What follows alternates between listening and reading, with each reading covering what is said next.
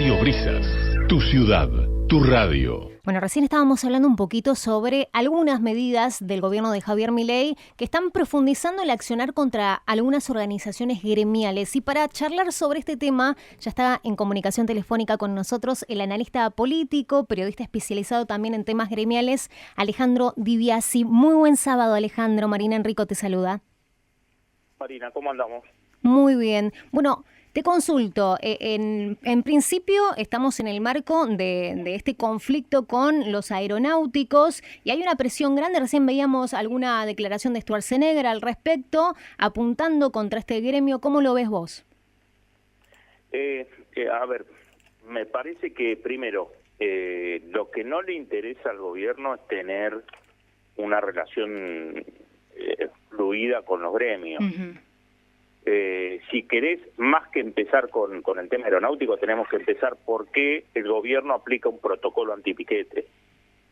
Me parece que ahí tenés la primera respuesta a por qué después se da este conflicto con aerolíneas. Uh-huh. Ahí después se abre otra puerta, que es cuál es la intención del gobierno con algunos sectores. En el caso de aerolíneas es evidente que lo que quieren es privatizarla. Claro. No entró en el primer, no entró en el DNU, o entró, mejor dicho, en el DNU, pero después con las negociaciones con la ley base se cayó. Yo he hecho en alguna nota, he hecho alguna diferencia. Digo, cuando al gobierno le interesa el conflicto, dicta una conciliación obligatoria y se mete a negociar. Cuando no le interesa, lo deja correr, y en esto le pido atención a los que nos escuchan, a los que nos leen y demás, porque es muy evidente. En estos 2 meses se está dando el conflicto de aerolíneas, también se dio con ferrocarriles. No dictan una conciliación obligatoria para que las partes, que en este caso tiene mucho que ver el Estado, porque los que son los patrones es el propio gobierno que se tiene que sentar a negociar. No estamos hablando puramente de privados. Uh-huh. Entonces digo, cuando... A ver si me pedías a preguntar algo. Sí, no, terminanos la idea. Digo, vos te fijas si hay conflictos como el que pasó en Vaca Muerta, que cuando los jerárquicos paralizaron la producción por el tema ganancias, ahí enseguidita intervinieron, siempre se toman sus tiempos, uh-huh, esta administración, pero no pasaron más de 4 o 5 días donde dictaron la conciliación, se sentaron a negociar y le sacaron ganancias no solo a los trabajadores de Pozo, sino también a los jerárquicos, que iban a pagar. Lo mismo pasó con aceiteros, y ahí estamos hablando de un sector privado, que es toda la cuenca, Rosario y demás. Todo ese sector de aceiteros terminó solucionando un conflicto que, ojo, que duró una semana, pero ahí ¿qué pasa? Se liquidan divisas que son importantísimas para el gobierno. Entonces, después dijo, bueno, pónganse de acuerdo. El sector empresario generalmente en esto es un poquito más fluido, tiene más posibilidad de acuerdo, porque además obviamente las ganancias son muchas. Cerraron un acuerdo salarial y ahí se despejó el conflicto. Diferente es en el caso de aerolíneas, ferrocarriles, y no pasa, por ejemplo, en aguas argentinas, porque no hay un conflicto profundo, no hay una medida de fuerza. El poder de fuego obviamente es mucho menor ahí, pero y en otros sectores del Estado lo estás viendo con despidos, digamos, a mansalva. Es muy complicado la situación laboral para la gente del Estado, ¿no? Bien, el gobierno hoy está en contra de lo que es la casta sindical, ¿no? Queriendo derribar distintos privilegios, así es lo que afirma. Ahora, ¿qué es esto del comando antibloqueos? Explícanos. Mira, ahí, digamos, es una decantación de lo que es el protocolo antipiquete. O sea, el protocolo antipiquete lo que hace es, regular lo que pasa en la calle. Que evidentemente tampoco se sabe muy bien cómo se hace, porque queda en evidencia lo que pasó el otro día con el caso de la chiquita esta, sí, fue terrible, a la que reprimieron. Es gente que no está ni capacitada, que además se quiere obviamente penalizar la movilización. Te das cuenta que es eso, porque si el protocolo antipiquete, por ejemplo, en el caso de la manifestación de los jubilados era preservar la zona. A ver, primero, que el corte se iba a dar sí o sí por la cantidad de gente que hay. Así que era imposible que la gente se quede en la vereda.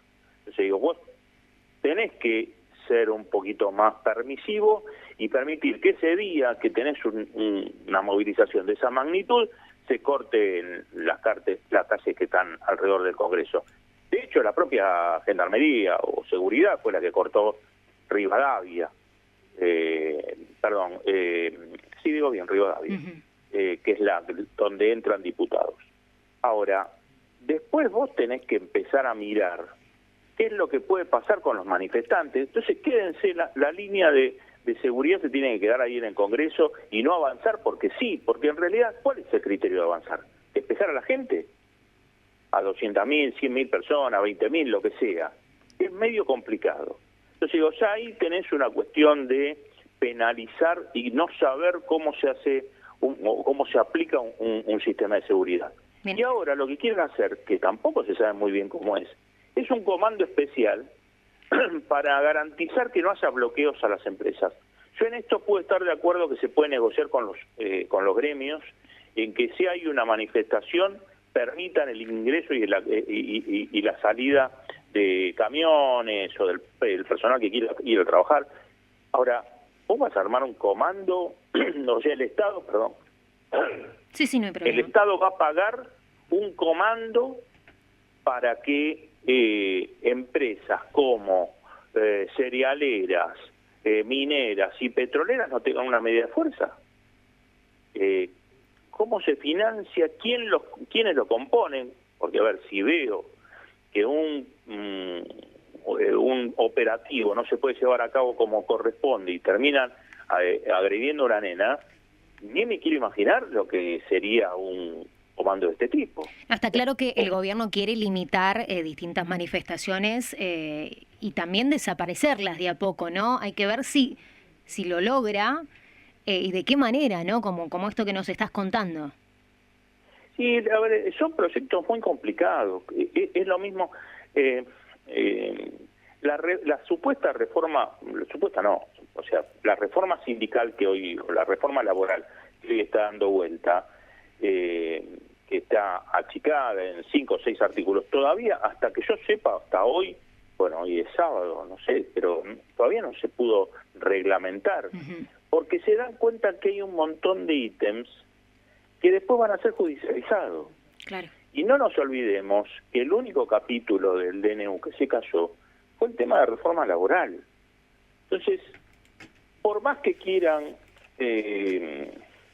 avanzar sobre el movimiento obrero, todavía hay un montón de herramientas jurídicas que impiden que eso suceda. También por eso digo, me parece que no les interesa esto de mejorar, no te digo los vínculos con el sistema laboral, sino con el trabajador. O sea, no, hasta ahora, ¿cuánto lleva Milei? 7 meses de gobierno. Sí. Es muy raro, no se habla de producción, no se habla de trabajo. Hubo una reunión sola por ahí dando vuelta con Guillermo Francos y con Santiago Caputo, con una parte muy mínima del movimiento obrero, más concretamente de la mesa chica del CGT. Vos te das cuenta que no hay un vínculo y que no les interesa porque el modelo no los incluye. El resultante de estos meses de gestión es que no... Bueno, los últimos datos que se han dado sobre desempleo, eso es evidente. Sí. Si vos aplicás un modelo y a los 7 meses tenés, no te estoy hablando del sector público, sino del sector privado, más o menos 250.000 despidos, número más, número menos, la verdad que inclusive en eso también es muy raro porque no se dan los números concretos, o venimos atrasados, y si querés quedate con los datos del primer trimestre de desempleo, 7,7%, es una brutalidad. Y por otro lado, lo que uno puede analizar, ¿no? Porque es increíble cuando ves números, encuestas y cómo se mide la imagen y demás. La imagen de Milei hoy está muy fuerte, a pesar de todas medidas que son importantes o se pueden llegar a debatir o a discutir. Y la imagen del sindicalismo ha estado tan despreciada en el último tiempo que yo no sé cómo la gente verá este tipo de situaciones. ¿Cómo lo analizás vos? Sí. ahí hay dos lecturas. La primera, el sindicalismo siempre ha tenido una imagen negativa, producto de acciones propias y también, obviamente hay que decirlo, parte del periodismo, que en realidad no entiende mucho de lo que pasa en el mundo sindical, salvo el que está sindicalizado, y te diría hasta ahí nomás, tampoco conoce mucho de los beneficios que se dan, porque el primer punto que hay que decir es que las obras sociales hoy son las que sostienen, como pueden, el sistema de salud, porque, a ver, las prepagas son imposibles de costear. Por otro lado, el sistema público está deteriorado y aún más, con esta situación está peor todavía. Entonces, los que tienen una obra social, mal o bien son atendidos. Lo que brinda el sindicalismo en materia de turismo social es importantísimo, te puedo decir, de vacaciones con relativamente hoy poca plata. Digo, 2 puntos para tenerlos en cuenta. Entonces, ahí tenés una cuestión de que el sindicalismo siempre ha sido a ver, se habla mucho de los beneficios de los sindicatos, de los sindicalistas, nunca se habla de los beneficios de los empresarios. Esa es una parte. La otra parte, Marina, en la que vos te centralizabas, que es el tema de por qué Milei tiene este grado de aceptación. También tiene una lectura, y es en el mayor capital que hoy tiene este gobierno, es la dispersión que tiene la oposición. Cuando vos no tenés 2 figuras fuertes en contra, bueno, pasa lo que pasa. Acá hay una sucesión de hechos por qué Milei llegó al gobierno y por qué tiene este grado de aceptación. Yo ayer escuchaba a un empresario de acá de Capital, de Buenos Aires, tiene una botonería. Un hombre de, calculémosle, entre 50 y 60 años. A mí la verdad me revela que alguien que tenga más de 40 crea que, o haya creído que este gobierno o este modelo podía sacarlo, a un empresario pyme, lo podía sostener. La verdad que muchos se han comido la curva de lo que es este gobierno. Y hasta en un momento se le escapó a este buen señor, porque dijo, yo siempre voté en contra. Y ahí está uno de los nudos de esta situación. Si vos votaste en contra porque los otros te parecieron unos impresentables, de dicho sea paso, el gobierno de Alberto fue malo, después no podemos discutir quién fue más malo, pero el gobierno de Alberto fue malo en términos de cómo terminaron los trabajadores. Si los trabajadores hubiesen tenido una mayor recomposición salarial, esto no hubiese pasado. Pero vos fíjate, un empresario pymes que ya vio lo que pasó con Macri, termina votando este modelo.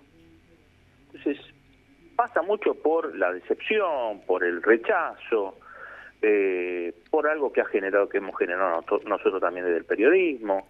O sea, son muchos elementos, pero hoy creo que el capital mayor que tiene Milei es una oposición dispersa de todos los sectores, del peronismo, inclusive del propio PRO, o de Cambiemos, que fue el que lo termina apoyando y el que lo termina convirtiendo en presidente. Alejandro. Porque un porcentaje grande es de la gestión de Alberto Fernández, y otra porción es de que en el balotaje Macri hace todo lo posible para que Milei sea presidente. Alejandro, Ezequiel García te saluda, muy buenos días. Quería saber cuál es tu mirada con respecto a otro de los movimientos del gobierno de poder declarar como servicio esencial la actividad aeroportuaria, algo que también se está trasladando hacia los docentes y poco a poco va tomando también este rumbo hacia cada uno de los diferentes gremios y los grupos trabajadores. Sí, bueno, con los docentes creo que ya hubo un rechazo judicial. Volvemos a lo mismo. Vamos a terminar todo judicializado. Porque inclusive Ezequiel, hay algunos empresarios que ya están tomando la nueva legislación laboral en la ley base para aplicarla a trabajadores que ya estaban inscriptos. Es una burrada total, porque digamos la ley empieza a correr a partir de ahora. se supone que es para los nuevos trabajadores, no para los que estaban en otras condiciones. Entonces, esto también de la esencialidad, que dicho sea de paso ya tuvo un rechazo en el tema aeronáutico, de la Federación Internacional del Transporte, diciendo que según la OIT no se puede declarar servicio esencial. La esencialidad le explicamos a la gente que hay que mantener una guardia mínima. Claro. Esto se aplica, por ejemplo, en el sector sanitario. Cuando ustedes escuchan que los médicos hacen un paro, se mantienen las guardias. Lo que se corta es la atención, digamos, de algo que esté programado, inclusive una operación que capaz que no registra gravedad para el paciente, pero después si hay una operación de corazón se hace.